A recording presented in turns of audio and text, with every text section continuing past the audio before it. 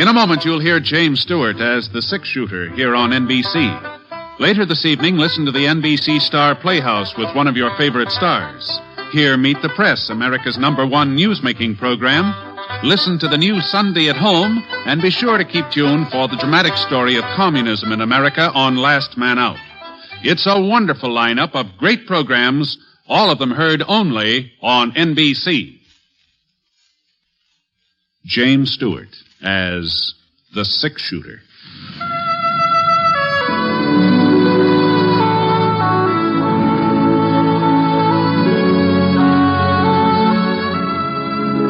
The man in the saddle is angular and long-legged. His skin is sun-dyed brown. The gun in his holster is gray steel and rainbow mother-of-pearl, its handle unmarked. People call them both the six-shooter. The NBC Radio Network presents James Stewart as the six-shooter, a transcribed series of radio dramas based on the life of Britt Ponsett, the Texas plainsman who wandered through the western territories, leaving behind a trail of still-remembered legends.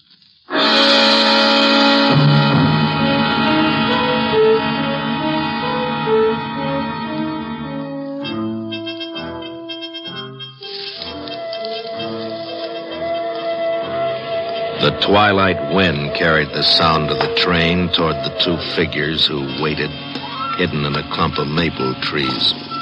The sandy-haired man knotted a blue bandana at the back of his neck and pulled it over his face. He mounted his horse and gestured to his companion. The other man fitted a soiled handkerchief across his mouth and climbed into the saddle. A touch of spurs sent the horses forward.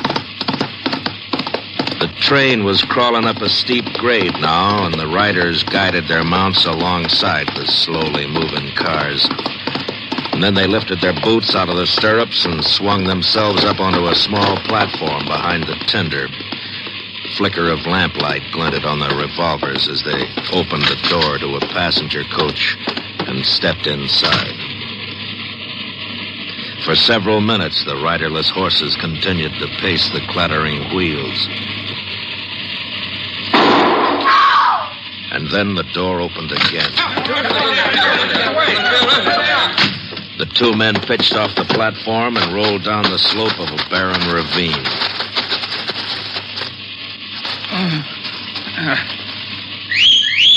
And in response to the whistle, the horses trotted up to him. All right, let's go.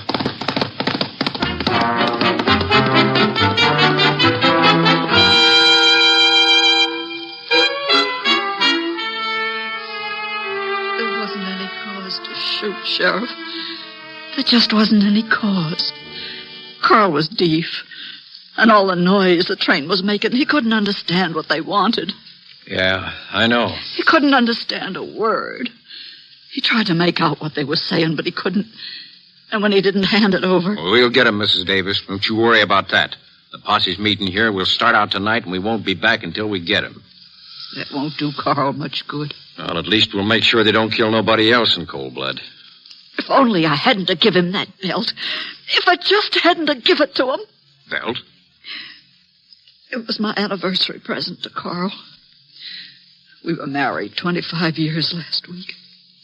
That's why we was taking the train trip over to Cheyenne, and that's why I give him the belt.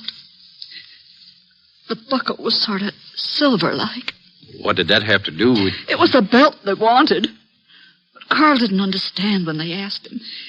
He'd already handed over his money and his watch, and then one of them noticed the belt, and he said, "That buckle's silver, ain't it? Give it to me." Carl couldn't make out what he was talking about. And the fella got real mad, and he jabbed a gun into Carl's side, and he pulled the trigger without even giving Carl a chance to... Easy now, Miss Davis. Even though Carl was dying, that outlaw took the belt off him anyway. And it wasn't a silver buckle, Sheriff. It just looked like silver, but it wasn't the real thing. It wasn't real.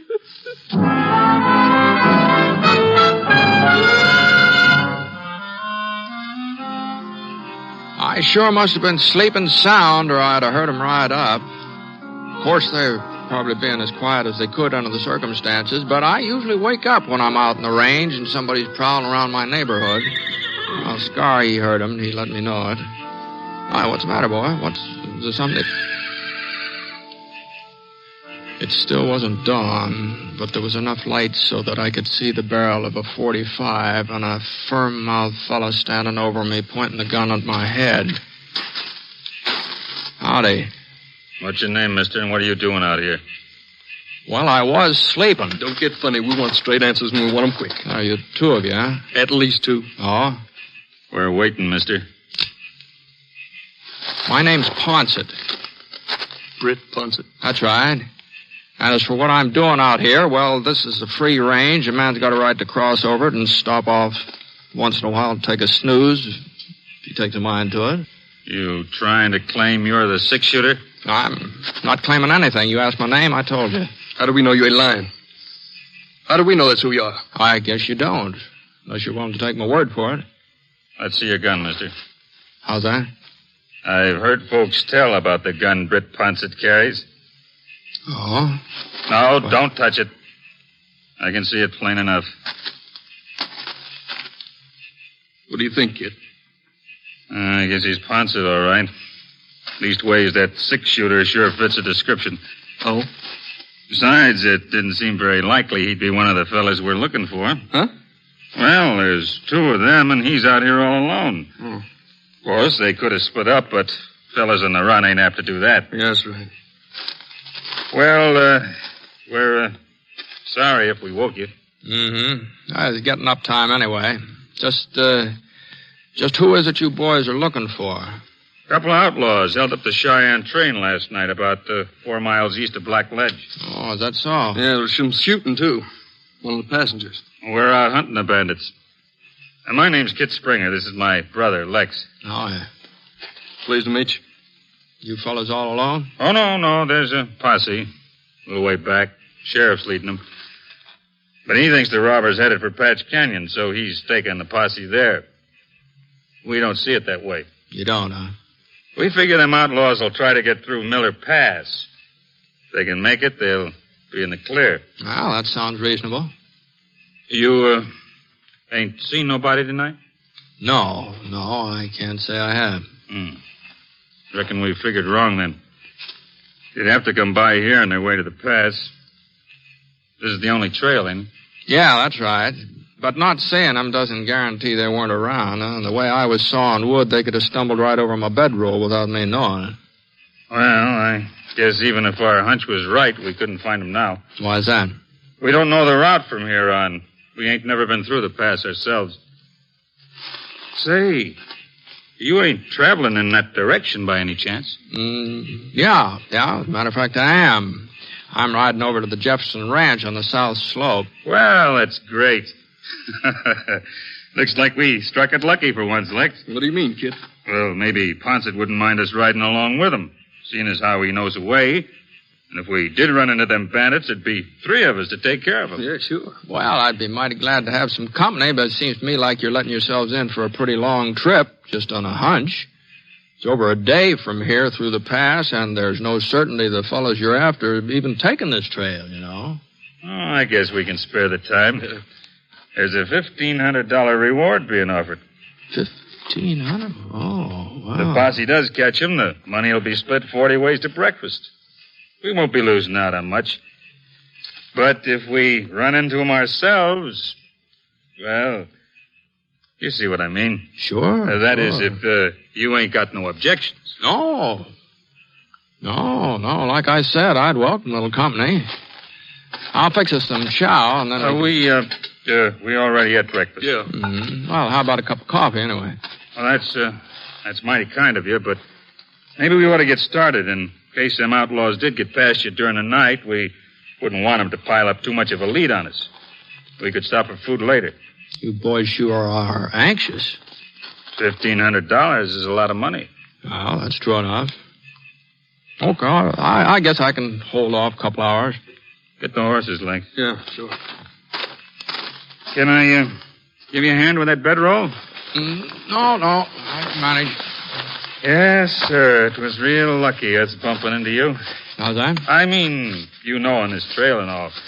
Otherwise, we'd have had to turn back. You fellas may be off on a wild goose chase, you know. No, I just don't think so.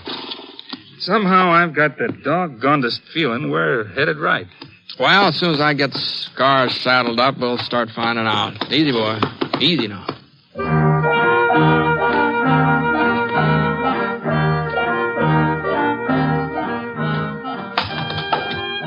It wasn't much of a trail. Just a little rocky path that hugged the side of the mountain and wound around tighter and tighter like the string on a top. It was hard riding, too. Every now and then we'd come to a horseshoe turn, and the horses had to cut so sharp they pulled their back legs in under their bellies and left us sort of hanging out over the ledge, looking down at an awful lot of air. Easy, easy now. Boy, I got a hand at the Springer brothers. They didn't complain. I'd taken this route before, so I knew what to expect. It was all new to them. After 3 or 4 of these loops, though, they did start dabbing their foreheads with their handkerchiefs, but neither one of them said anything about turning back. And to tell you the truth, I was doing a little sweating myself. That's a pretty steep trail, isn't it? Yeah. Well, these horses are getting tired. Maybe we ought to rest a spell next wide space we come to. They can keep going for a while yet. Well, maybe they can. I'm getting tired myself. He's right, kid. We can't risk a stumble, not up here. Okay. Here. It looks like we're coming to a good spot up here. Yeah. Whoa, Scar. Oh, there, boys. I'm afraid you boys are going to be disappointed. Huh? About that $1,500. There haven't been any fresh tracks along the trail. Leastwise, I haven't seen any. I was so busy riding, I didn't have time to do much looking. Well, if somebody was just ahead of us, you'd think we'd spot a sign of them here and there. Maybe somehow we got ahead of them. Well, in that case, there wouldn't be much point you fellas going on, would there? Well, we've come this far. We might as well go the rest of the way. All right, it's up to you.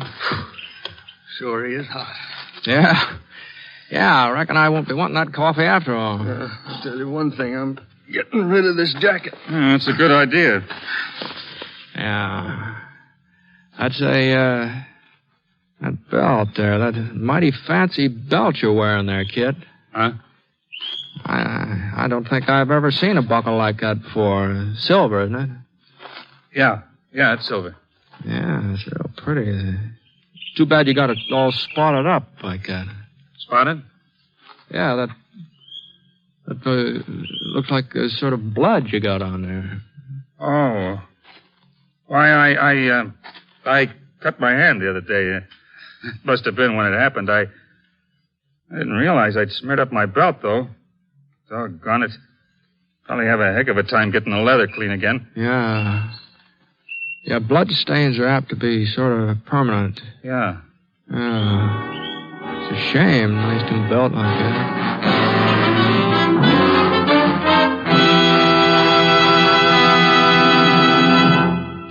We'll return to James Stewart as the six-shooter in just a moment. Someday, science will find a cure for infantile paralysis, but it takes research. And this year, your March of Dimes is forcing a showdown with this terrible disease.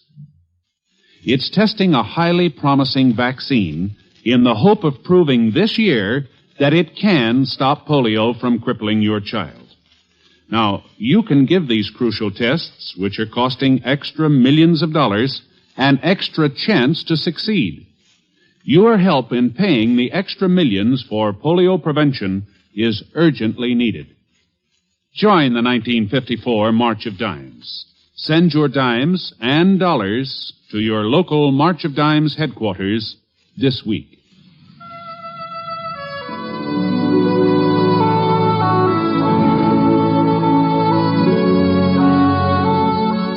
Now, Act 2 of The Six-Shooter, starring James Stewart as Britt Ponsett.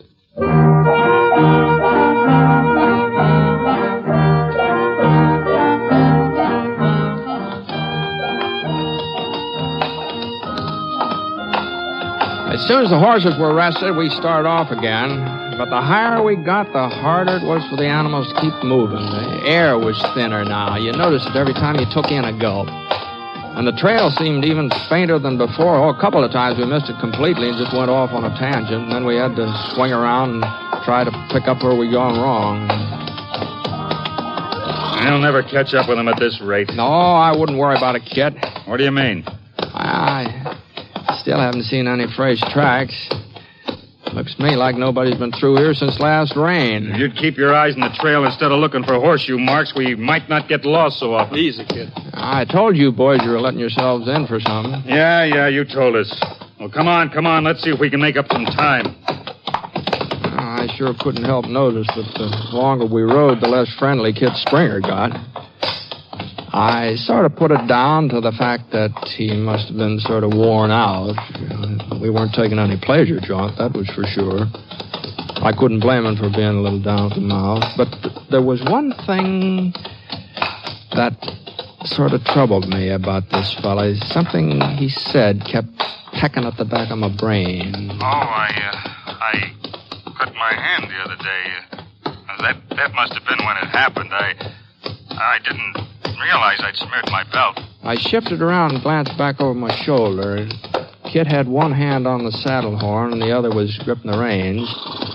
And the cut must have been all healed up by now. Leastways, he didn't seem to have any trouble with it. And a cut deep enough to spot his belt that way, it must have taken several days to get well.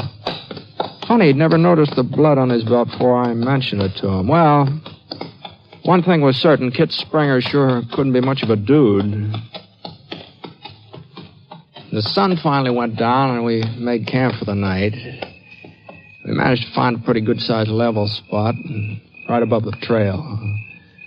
Lex had built a fire. I cooked up a mess of beans and some pan bread. Kit didn't seem to be very hungry, though. Moon ought to be coming up pretty soon. Oh, another hour or so. Think it'll give off much light? Oh, some, I guess. Not enough to see by, huh? To see what? Well, you said we were almost through the pass, didn't you? Oh, we've got 3 more miles. Well, why do we have to stop here, then? The horses could feel their way. Just simmer down, Kit. Just simmer down. It's plain enough we're not going to run into those fellows you're after. They're either out of the pass now, or what's more likely, they never took this trail in the first place. That posse's probably captured them hours ago. Some more coffee, Lex? Yeah, thanks. Kit? No, I've had enough. There's a town on the other side of the pass, ain't there? Yeah, English Creek. Just a little burg. Well, spending the night there would be a whole lot better than sitting out here. You could get a bath and a shave, change of clothing. You wouldn't want to risk your neck on the trail just for a bath, would you? Oh, I guess not. But I ain't very comfortable wearing the same breeches and shirt day after day. That's so. I didn't figure you for the particular type. Well, you figured wrong, Mr. Fawcett. Kit's a real fancy Dan. Oh, that's so. Yeah, you ought to see him on Saturday night when he starts off for town. Looks like a real riverboat gambler. That's what he looks like. Well, there's nothing the matter with a man just because he tries to keep himself presentable, is there? No, nothing at all.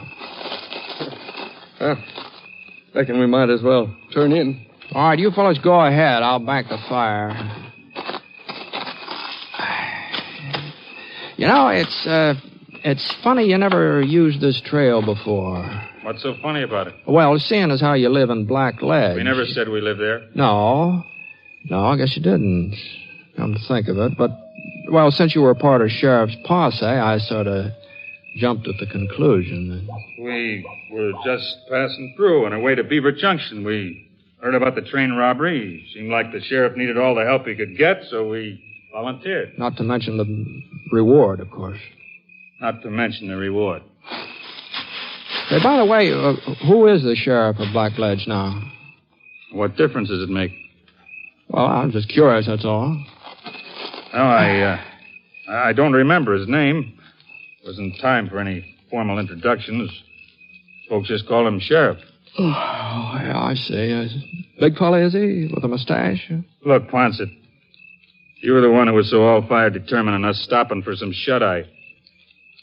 So how about settling down? Sure. Night. Good night.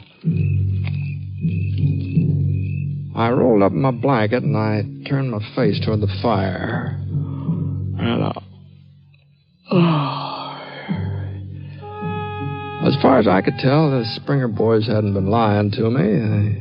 A man could join up with a posse and not find out the sheriff's name. And I guess a man could ride himself half to death on the off chance of earning him $1,500 reward if he had a mind to do it.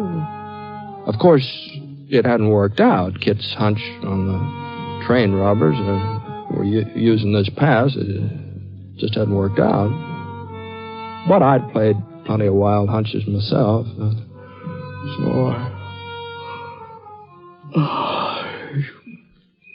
About then, I dropped off to sleep. The last thing I remember is hearing my mind say, maybe you're wrong, Ponset. Maybe those outlaws are using the pass after all.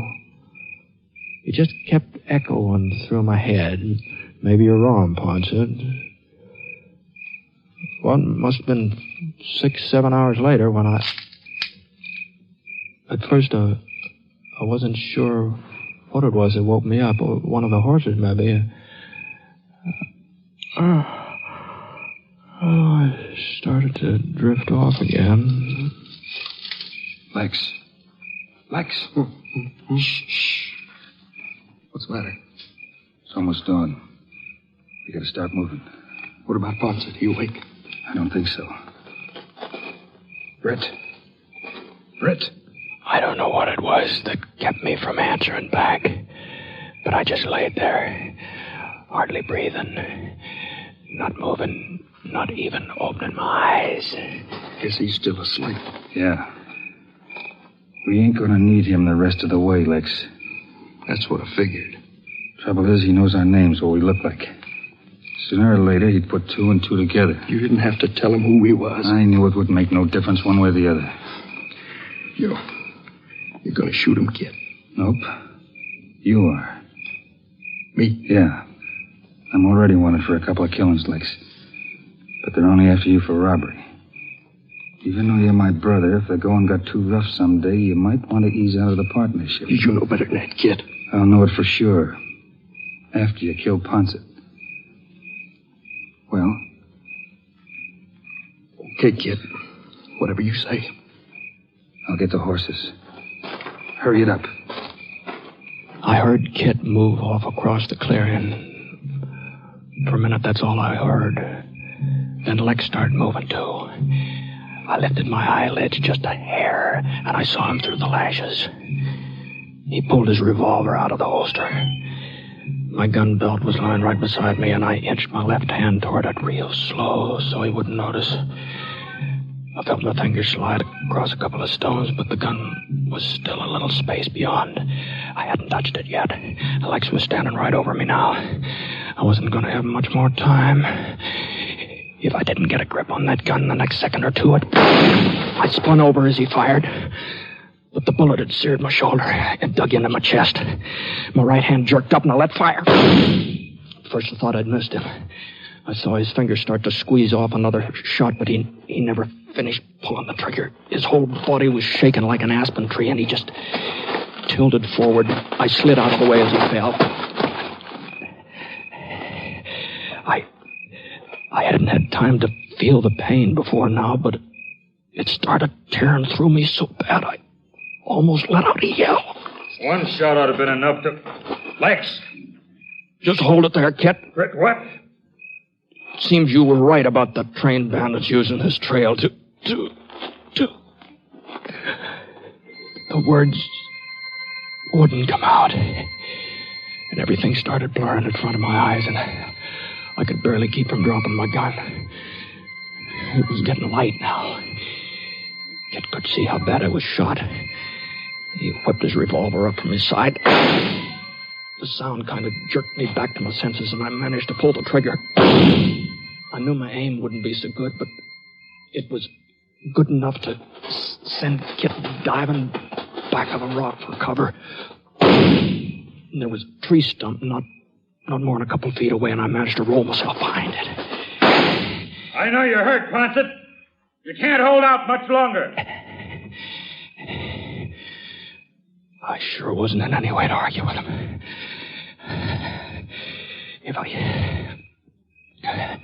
If I could just get off a couple of more shots, maybe he'd think twice before it, but I didn't have enough strength to.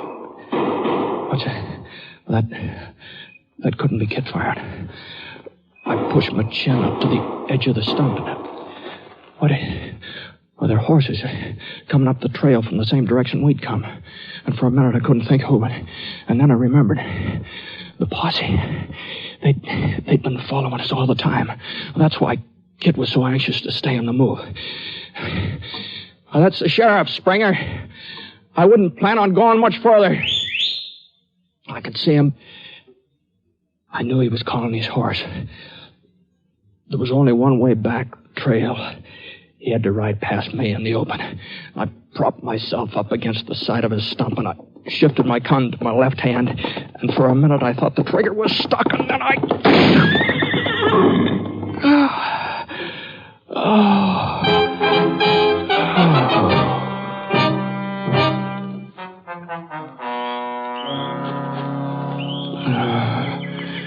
Yep, he's coming too, Sheriff. Yeah, good. How you feeling, Brad? What? Doc? Well, Doc Easton, Yeah? What the Sam hell are you doing out here? Well, there's no law saying a doctor can't go along with a posse, is there? No. Well, for my sake, it's a good thing you did. Well, what about Kit Springer? Did you catch up with him, Sheriff? You saved us the trouble, Brett. Why, I couldn't have done that. He must have got away. That last shot of mine, that was a mile wide. Well, maybe you didn't exactly hit him, but you sure scared the daylights out of his horse. What? Yeah, we saw the whole thing from down below. Springer was just turning onto the trail when you fired. His horse reared and started slipping over the edge. Springer tried to jump clear, but he just couldn't seem to tear himself loose from that saddle. Yeah, it was the weirdest thing, Brett. When we finally found him, his body was still fastened to that saddle. Yeah? Yeah, the belt he was wearing had got caught onto the horn somehow. That must have been what drug him along when his horse fell. I never heard of a man's belt hooking onto a saddle horn before. Neither did I, but that's what happened, all right. Yeah. Well, how about it, Brett? You going to be able to ride on into English Creek after I finish bandaging you up? Yeah, I'll do my best, Doc. I'll sure do my best.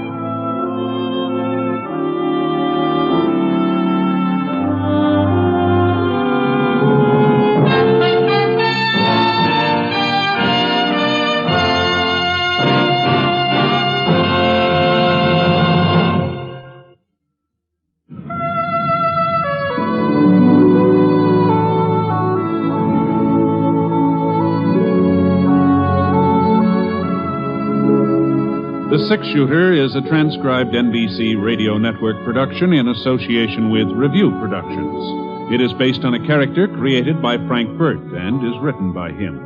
Mr. Stewart may soon be seen in the Universal International picture The Glenn Miller Story.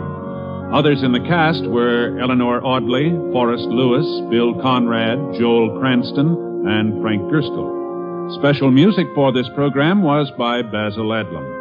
And the entire production is under the direction of Jack Johnstone. All characters and incidents were fictitious, and any resemblance to actual characters or incidents is purely coincidental. This is Hal Gibney speaking.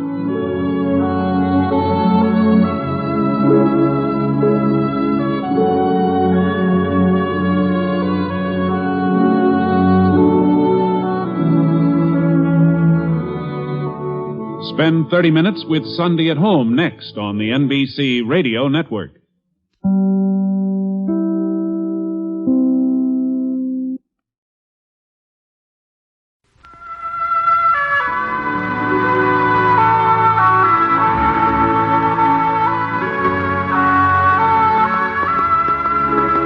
The man in the saddle is angular and long-legged. His skin is sun-dyed brown. The gun in his holster is gray steel and rainbow mother of pearl. Its handle, unmarked. People call them both the six-shooter.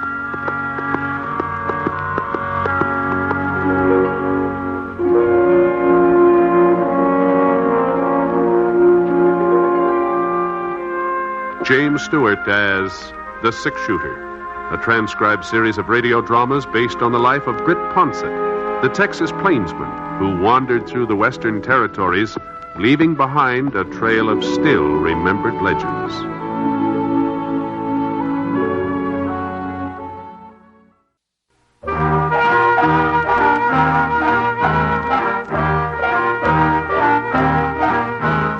The post office at Yellowcrest was in Jim Pincher's general store.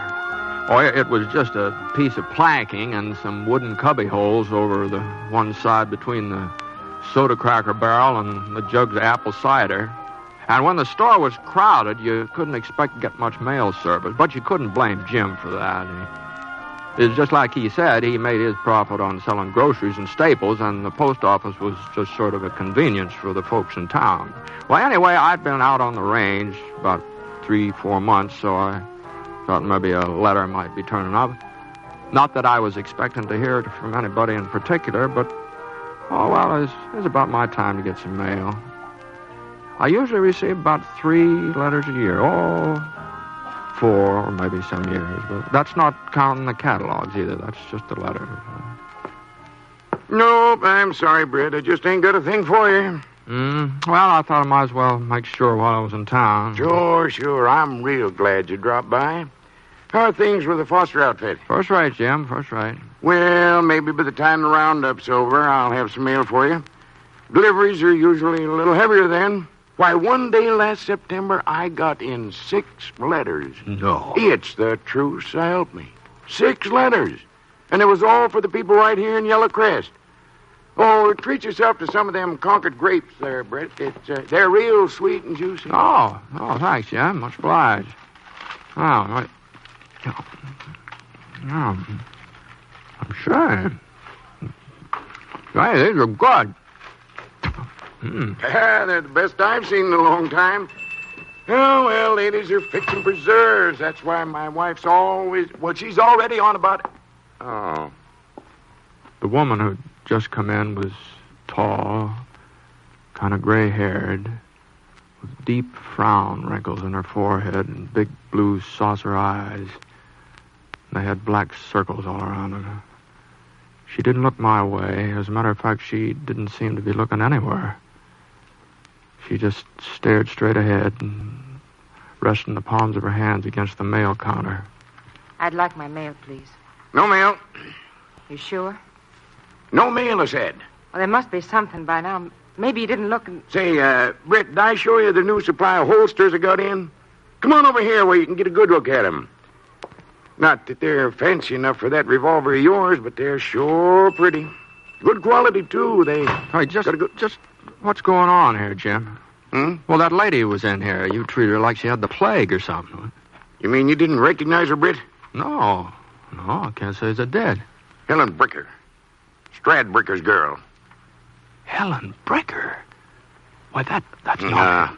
Guess we ought to be calling her Mrs. Billy Stark, right? Yeah. Well, excuse me, Jim. I want to see if I can catch up with her. Thanks for the grape. Now, wait a minute, Britt. The folks in Yellowcrest don't like the idea.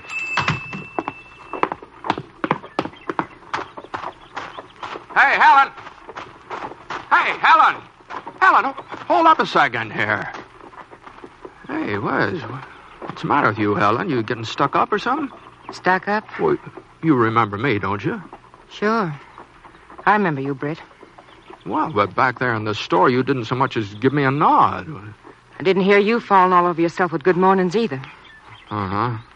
Well, to tell you the truth, Helen, I just didn't recognize you. Not right off the bat. Not that you've changed very much or anything, but, well, it's been quite a spell. Your mouth is the wrong shape for lying, Britt.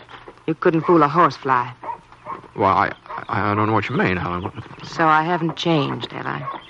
Gray hairs, wrinkles so deep you can feel the bones behind them. Yeah, well, maybe your hair is sort of lightened up here and there, but that doesn't Britt, mean that... I'm an old woman. I was 27 last April, but I'm an old woman. Oh, now, Helen. Well, here's my buckboard. Goodbye, Britt. Thanks for speaking to me. Thanks for speaking to... What the Sam Hill do you mean, Helen? Hadn't you heard? The good citizens of Yellowcrest don't waste their words on Billy Stark's wife. They're not going to like the idea of you walking down the street with me, neither. Oh, now you're doing a little exaggerating, Helen. Am I? Well, now, where are you living now? Cabin out the end of town by South Creek. The one my father built when I was a girl, remember? Oh, sure. By the way, how is Strad? I don't know. I haven't seen him since I come to Yellowcrest last month. Oh? He sent word I could have the cabin. Nobody was living there anyhow. But I wasn't to come near our house or try to get in touch with him. Not for as long as I live. Get up there, Gene.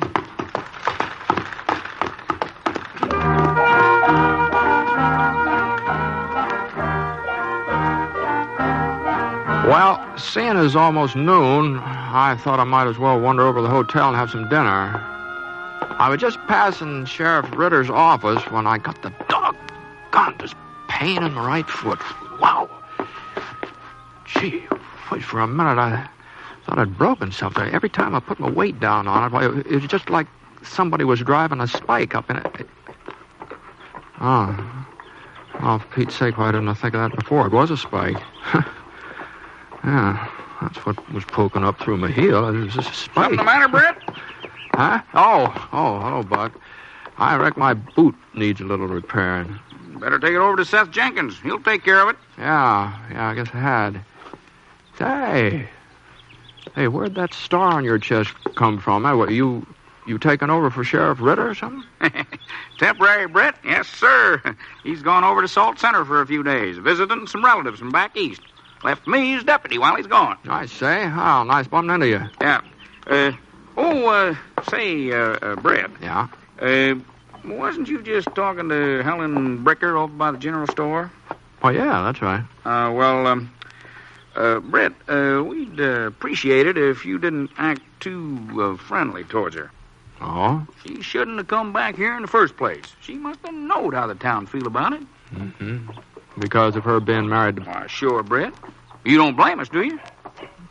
Well, I know she was young when she run off with him, and he hadn't turned into an out-and-out killer yet, but she didn't have to stick with him, did she? Why, even after he robbed the bank right here in her own hometown and killed Dave Fletcher, she still didn't make a move towards leaving him. Leastways, they was together when the marshal captured him a couple of months later. Well, I did hear about Star being arrested, but I didn't get too many of the details. Well, it was over at Junction City. They'd been living there on and off, using another name, of course, and pretending to be real respectable. Is that so? Yeah, but somebody tipped off Marshal Shaw, one of Billy's own boys, probably. And the marshal took him without firing a shot. He's up at Fort Bryan now, and if you ask me, she ought to be there, too, waiting to be hung right along with him. Well, when's the hanging supposed to take place? This week sometime. The day ain't certain. Leastways, we ain't had word from Fort Bryan yet. I see. Doggone it, Britt. Dave Fletcher was a fine man. Why, if it hadn't been for him and his bank, like as not, there wouldn't even be a town here. Yeah, that's true enough. Every time I see Helen riding around with her head up in the air, it just galls me. Why, even her own father won't have nothing to do with her. A gal like that married to a fellow who's murdered 10, 12 men, maybe. Nobody knows how many for sure. And yet she come back here as big as life, as if she owned the place, not asking anybody's buy or leave. Well, Yellowcrest's her hometown, you know. I guess she's got a right to stay here if she wants to. There's not much anybody can do about that. Maybe there ain't. Maybe there is. Uh-huh. Hey, what? Look at that. Who in the thunder's stirring up all that dust? Oh, he sure must be in a hurry. Look at him. Yeah, look. Oh, looks like Tim Slater. Well, if it is, he's just back from Fort Bryan. Yeah, it's Tim, all right. Tim, what's the news? They're stringing him up tonight, Buck. It's official. Well, what time? 11 o'clock. He was already testing the gallows when I left. Well, there you are. Yeah. Well, I guess I better see to having this boot fixed. So long, Buck.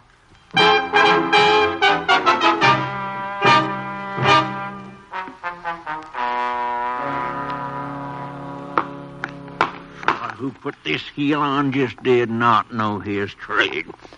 No reason why a nail should come through the inside if the heel's been put on proper. Who made these boots for you anyway, Britt? Well, let's see now. Let's come to think of it. I believe you did. Huh? Well, didn't you? You know darn well I didn't. Do you think I can't recognize my own work? Well, I don't know. Why, I never turned out a pair of boots like this even when I was apprenticed. Now, tell me the truth. Where'd you get 'em? The general store over at White Corners. I thought so. Yes, sirree, I thought so. Mm-hmm. Ready-made. That's what they are. Why, I could tell the second I seen 'em. No wonder you got a nail in your foot. The idea. Britt Ponsett wearing ready-made boots. Well, you know, sometimes it's very hard to find a good bootmaker. Well, I'm here, ain't I? Been here over 15 years. All right, Seth. The next pair I get, you can make them for me. How's that? Think people would learn better than to put their trust in machines. Here. See how this feels now. Mm-hmm. Thanks. No. Oh, that looks like I got a hole in my sock. Well, sir, that don't come as any surprise to me. Never run into a cowpoke yet who didn't have holes in his stocking. Go on, stand on it. Oh, all right. Jump up and down. What do you mean? Now, go ahead, jump up and down. All right. Yeah. Don't feel a thing, do you? No, thanks. Took a human being to get that heel on right, not no machine. You're right, Seth. You're right. All right. Oh, that's fine. What do I owe you? Yeah. I ought to charge you double for having to work on ready-mades, but since you give me your word you'll order your next pair from me, why, I'll stick to my regular price at 10 cents. Oh, it's more than worth it. Here you are. Thank you. Yeah, gonna be quite a doings tonight, I reckon. How's that? Tim Slater come by with the news just before you dropped in. You mean about Billy Stark? Yeah. We're meeting at Buck Thompson's house, but I don't suppose you'll want to get mixed up in it, Britt. Mixed up in what, Seth? Why, running that wife of Billy's out of town. You knew about it, didn't you? Tim said he seen you talking to Buck. Yeah, I was talking to him, all right. Well, didn't he tell you how we're going to show Helen Bricker, Helen Stark, that she ain't exactly welcome to stay in Yellowcrest?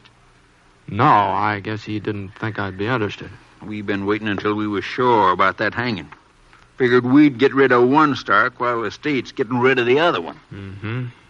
Helen isn't going to be very easy to convince. Burning that cabin where she's staying ought to do the trick. What? I reckon she won't have much choice after that.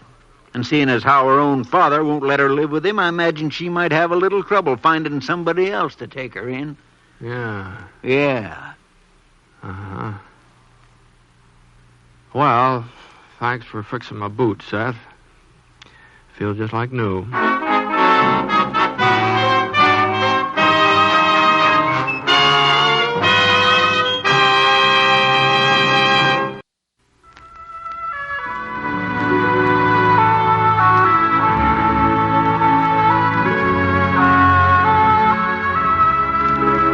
Now, Act 2 of The Six Shooter, starring James Stewart as Britt Ponsett.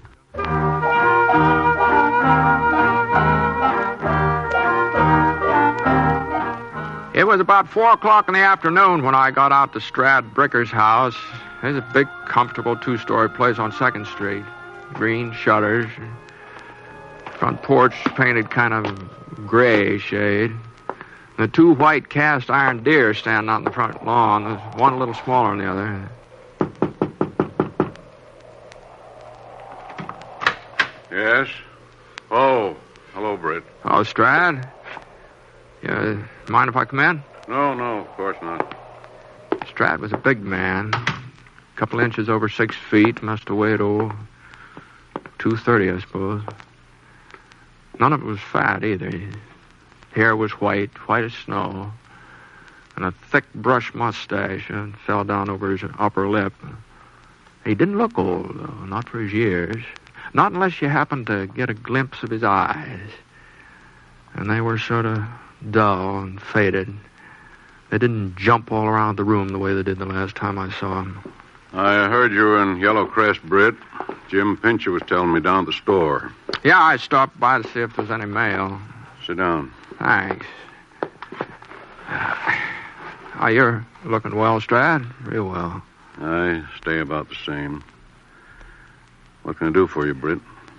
I ran into Helen this morning. She sure has changed a lot, hasn't she, Strad? Not so. You haven't seen her yourself? No. Uh-huh.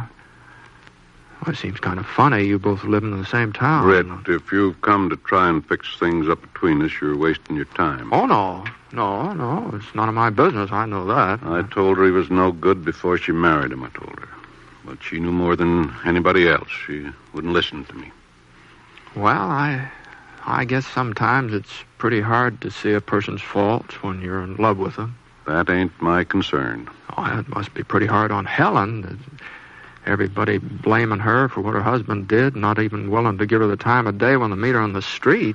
If she don't like it, she's free to leave. No, she wasn't complaining, Strad.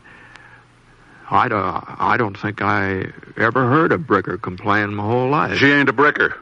She's Billy Stark's wife. Well, anyway, about her leaving town, it may be that she won't have much choice about the matter.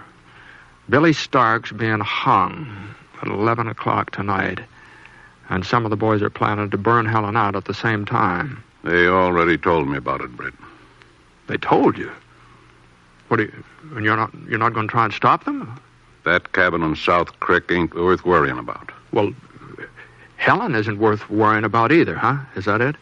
There probably won't be any violence. If there is, it's the sheriff's job to prevent it. Oh, now, Sheriff Ritter's out of town. You know that. If he was here, he wouldn't let those fellows get near that cabin.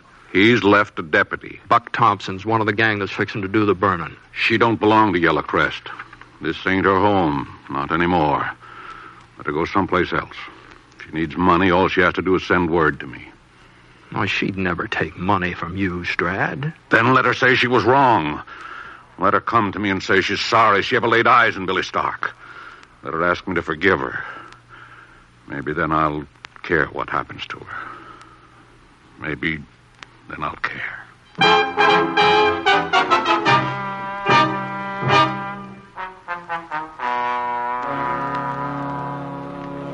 You're wasting your time, Britt.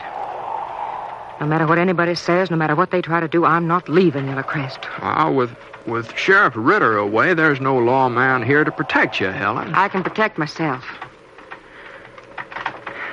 It's after 10, Britt. You better get up before they come. Well, all right. Britt. Huh? Don't worry about me. I'll be all right. I got a Winchester rifle, and I know how to use it. Now, look, Helen. I'll kill the first person who comes near this cabin. I mean it, Britt. Oh, you couldn't kill anybody. Couldn't I? I'm Billy Stark's wife, remember? I remember. Sure, I remember. And there's a chance Yellow Crest might forget it someday, but if there's any gunplay here tonight, they never will. I don't expect him to forget. I married Billy. Nobody forced me to. And I don't expect no favors now. Mm-hmm. Well, all right, good night. Yeah, it looks like they're bringing torches. I told you to leave before they got here. Now, you just let that rifle stay where it is, Helen. You can get out the back way, and I'll stall them off until you... I never thought I'd hear Britt Ponset advise nobody to run from a fight. You never saw me walk right into one, did you? Mrs. Stark, we'll give you just 2 minutes to get out of that cabin. I'm giving you less than that to get off my property. This here property belongs to Stradbringer. Ain't yours, you're no bricker anymore. I'll show you who I am. Let go, Britt. Britt. Now, you're so set and staying inside here. Now, you stay. You got 1 more minute. I don't want you taking my part, Britt. It's those crazy fools out there I'm worried about, not you. Now, this here's your last chance. Okay, boys, bring up them torches. That cabin ought to be dry enough to make a real warm fire. You're right about that, Buck. What are you doing out here, Brett? You better be careful about how you hold that torch, Jim. What's the matter? You afraid he'll set something on fire? Come on, Brett. Now, you just get out of the way. This ain't none of your concern. I got a horse stabled in this town, and he concerns me. A horse? What are you talking about? You got a loco, Britt? You start a fire here tonight, and like as not, you'll burn down the whole town. He's loco, all right. The wind's from the wrong direction. Now, wait a minute now. Maybe concentrate. Oh, shut up, Jim. Now, listen, this wind can change any time. Sometimes it changes real fast with a quick blow-up like this. Yeah, and it might start raining, too. Then the fire'd go out. Yeah. Come on, boys. Come on, don't let him blood. Now, hold on. I said I was concerned about my horse, Buck. I wouldn't want anything to happen to my horse because of you. You threatening me? Now, hold on a minute, Buck. We don't want no serious trouble out here. And now just take it easy, both of you. Look here, I'm the deputy sheriff, Britt. You pull a gun on me and I'll throw you in jail. It's not against the law to carry a rifle, is it? I'd feel better if you put it down. Drop it. Buck. We're not here, boys. Britt, I mean business. Hey, wait. Now, here, wait now. You feel that wind now? Yeah, it's changing. It's swinging around. It'll be coming from the south. It will not. You're imagining things. Imagination, nothing. Get them torches buried, boys, while they're still... Now, wait a minute. You listen to me. No, my house is just down the hill from here. I'm not going to have it burned out. Come on. Get out. What is that? Well, Buck, you still want me to drop the rifle? You just remember one thing, Britt. There'll be other nights when there ain't no wind. I reckon there will, Buck. I reckon there will.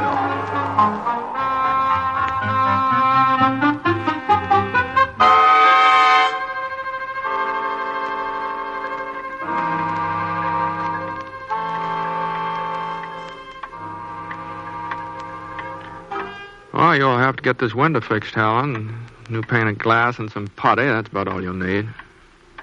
It don't matter, Britt. Fixing it's probably a waste of time anyhow. Oh? I heard what Buck said about there being other nights. He was right. Oh, I don't know.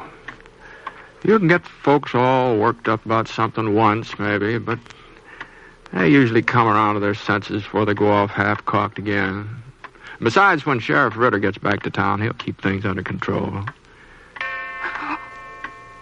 The hands of the clock had touched 11. 11 o'clock meant that Billy Stark, well, that's the time they'd set. I didn't know what Helen would do, how she'd take it. But I sure didn't expect her to get a kind of a relaxed expression on her face. Why, she looked almost like she was relieved to know that it was over.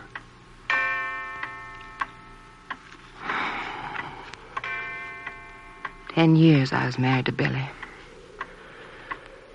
10 years is a long time, Britt. Yeah. Well, why'd you stick it out, Helen? You couldn't have gone on loving him after you found out what he was, after he turned outlaw. Love him? Every minute of the day, every day of the year, I hated Billy Stark. Well, if you felt that way... I made a bargain. Of my own free will. Oh, he was wild when I married him, but I thought he'd settle down. Lots of young fellas is wild, Britt. Yeah? Dad told me I'd regret it. Said I'd be sorry all the rest of my life. Said it so often that... Well, maybe that's one of the reasons I just went ahead. Just to spite him. And afterwards, when Billy became a killer, I just couldn't come crawling back and admit that Dad had been right. I don't know why. I just couldn't. Uh-huh. Besides, I knew that someday they'd get Billy. Another outlaw'd come along. Or Marshall. Or he'd pick the wrong gunfight. It was bound to happen. Someday they'd get him even if I had... If you had to what? Nothing, Britt, nothing. Well, I'll be doggone. So you're the one that tipped them off, huh? It wasn't one of Billy's gang, it was you. I don't know what you mean. Well, no, you said I wasn't much good at lying, Helen. Well, you're just no good at all at it. You're wrong, Britt. You're dead wrong. I am, huh? All right. I'll admit it to you. I was the one. But you gotta promise me you won't tell nobody. Well, you're afraid of Billy's friends, ain't it?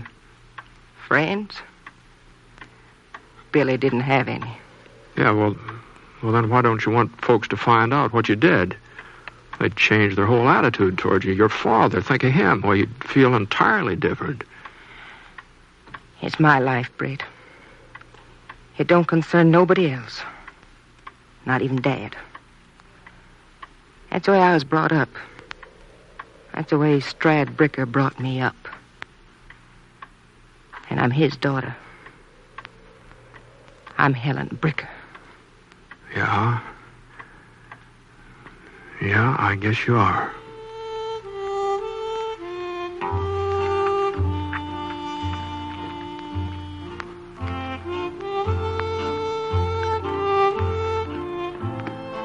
Well, I haven't been back to Yellow Crest, not for, 5-6 months.